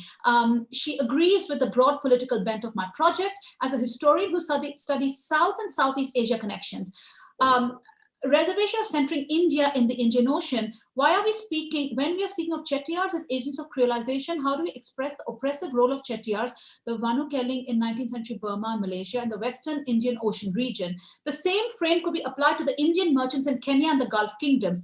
Creolization in one site may be resting on commercial exploitation in another. How can one account for the parallel histories of creolization and commercial exploitation? Yes, well, this is it, Rukmini. It's a very, very good elaboration of my proposition that we extend the idea of creolization to reckon seriously with the role of merchants. who of course are connected with brokering, rather than this clear dialectic of master-slave hierarchies on the plantation, which is again typically associated with insular sites of creolization, where we can see perhaps a very, a more normative understanding of creolization. There was a master, there was a slave, there was a dialectic, and out of that comes creolization. Unfortunately, as I've also shown in other work of mine, this kind of a ternary, synthesis, thesis, antithesis, synthesis formulation takes us back to versions of the same problem. It doesn't allow us for a range of agents in creolization, a more swirled and swirling, not binary model of creolization, which actually is pertinent to the Afro-Atlantic space as much as the Indian Ocean space. There were merchants there too. There were slaves here as well. So, these we cannot make a distinction if we want to truly return to creolization as a useful theoretical tool, heuristic tool. We can't just say that, let's think of the Afro-Atlantic space which was dominated by slavery and the creolization that came out of that. And let's think of the Indian Ocean space where, there were mostly merchants and they were engaged in exploitation. What do we do there? Well, we have to somehow then have an Archimedean position that enables us enfold or reconcile creolization with commercial exploitation. Why can't that be possible? Creolization is not, is not only, creolization for me comes out of unequal and complex relations of power and negotiation. One of those possibilities is a master-slave hierarchy, but there could be others, such as the complications introduced by the merchant. The minute you have the merchant in the picture, you open the door to a range of other brokers. What about the priests, the missionaries, the colonial, any colonial officer? Everybody is capable of being interpolated into the creolizing matrix, but we can't have, we must therefore be able to loosen the temptation to associate creolization with this binaristic formula. So the merchant is, to say that the merchant was an agent of creolization is by no means to reduce the merchant to a subaltern powerless status, because creolization happens in many different ways. The Mando, my God, the Brahmin Christians of Goa are amongst the most privileged people of, of the Indic world. That doesn't mean they cannot be creolizing or creolized. In fact, when I first took my work to Goa, there was resistance. People who are now my dear friends and who subscribe enthusiastically to my idea of creolization said, creolization, that's about impurity. What does that mean? We are Brahmin Christians. We cannot be impure. I'm like, well, if you think about creolization not as a label of a judgment of race or ethnicity, but as a process, I'm afraid, like mathematics, I can show you how you are creolized. So, once you start demonstrating, we are talking about a process. We're not talking about, we're not talking about labels for people. It's a matter of analysis. It's a heuristic tool. That's why I call it a heuristic tool. It's to unpack cultural encounters and take it back to a new theory of culture. So it is not to excuse the merchant or the chettiar and say that there was somehow, we have to somehow start, finding some way to make, to kind of exonerate them of any power play. I mean, that's what happened to the Indian in the sandwich in East Africa. It's not to excuse or find or wish away collaboration. Creolization for me includes collaboration and negotiation. So we have to be able to understand and find examples to fit all these theoretical possibilities. Thank you, Ananya. I think it's time. Should we, do we take more questions or should we stop? Okay, thank you, Ananya, for this wonderful, presentation. The amount of energy and pleasure and joy that you bring to the subject, only you can do it. It's very infectious, I must say. So congratulations and thank you once again for accepting our invitation, and thanks to Professor Elleke Boehmer for accepting our invitation. The two talks really have given us so much to think about. So now I would request Stephen to conclude. Yeah. Thank you very much. Thank you, ma'am, for that extremely wonderful and energetic session. By now, I should have been very tired, but instead I am very energetic now. So thanks for that.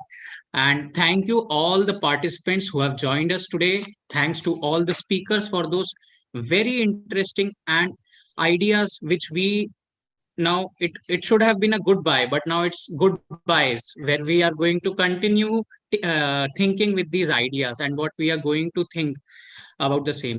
Firstly, I want to tell you that tell all the participants that there are the conference will continue for 2 more days. There are 3 sessions tomorrow, and there are 4 sessions on Wednesday. So please join us for that. And if somebody doesn't have the schedule, they can take it from the Oceanic conference email. And like we started today with the poem, which was from Guyana. Now let's not end but continue that same with a poem by Langston Hughes, which is Theme for English B. The instructor said, "Go home and write a page tonight, and let that page come out of you. Then it will be true." I wonder if it's that simple. I am 22, colored, born in Winston-Salem. I went to school there, then Durham, then here to this college on the hill above Harlem. I am the only one colored student in my class. The steps from the hill lead down into Harlem through a park. Then I cross St. Nicholas, 8th Avenue, 7th, and I come to the Y, the Harlem branch Y, where I take the elevator up to my room, sit down, and write this page. It's not easy to know what is true for you or me at 22, my age. But I guess I am what I feel and see and hear. Harlem, I hear you. Hear you, hear me. We too, you, me.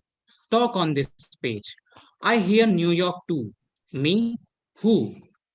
Well, I like to eat, sleep, drink, and be in love. I like to work, read, learn, and understand life.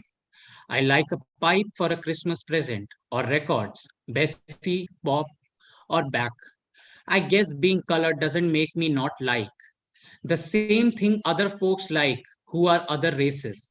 So will my page be colored that I write? Being me, it will not be white, but it will be a part of you, instructor. You are white, yet a part of me, as I am a part of you. That's American. Sometimes, perhaps, you don't want to be a part of me, nor do I often want to be a part of you, but we are. That's true. As I learn from you, I guess you learn from me. Although you're older and white and somewhat more free, this is my page for English B. So that's a poem which resonates the idea of what we are discussing since morning about the south idea, about the idea of an oceanic imagination, about an idea of the south which exists within the north. And these are ideas which I believe we will be discussing more in the upcoming 2 days. Thank you to all once again. Thank you for making it a wonderful day. Thank you.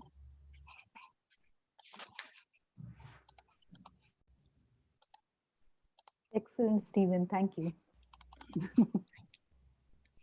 So just the time when it begins tomorrow. Exactly. I was just going to say that, Stephen, if you time. can just announce the time when we are meeting tomorrow morning. Yeah, just a second. All the times, times across the world, not just Across your the time. Times across the world. I of course I'll try. So we'll be beginning tomorrow at 11 a.m. Indian Standard Time, and then there will be a lecture from 3 to 5 p.m. Indian Standard Time, and then there will be one from 6:30 to 7:30 p.m. Indian Standard Time, and it will be 9:30 a.m. to 10:30 a.m. in the EST time, Eastern Standard Time. So, and I'll announce for day 3 on day 2.